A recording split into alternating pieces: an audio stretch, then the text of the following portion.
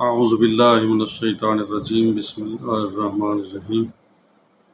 مومنین کرام، ایک اہم مسئلہ جو ہے، بہت ہی اہم مسئلہ ہے، فقہی مسئلہ، جو پوچھا بھی جاتا ہے مومنین کی طرف سے، کہ ایک مرد ہے یا ایک عورت ہے، اس پر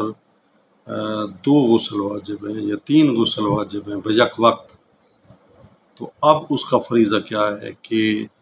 الگ الگ غسل کرے یا سب کے لیے ایک کافی ہے؟ مثلاً ایک عورت ہے، اس کو خون حیض آیا،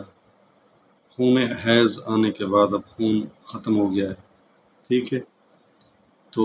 شادی شدہ مستور ہے، اس سے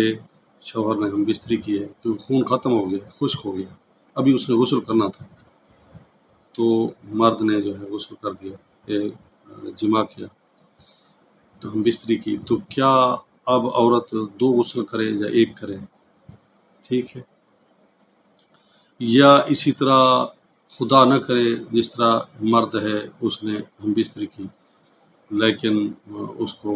تھوڑے ٹائم کے بعد موت آ گئی، تو اب اس پر دو غسل ہیں، ایک غسل جنابت بھی ہے اور ایک غسل میت بھی ہے۔ تو اسی طرح کے کئی چانس ایسے بن سکتے ہیں جو غسل زیادہ ایک بندے پر واجب ہیں، تو اس کو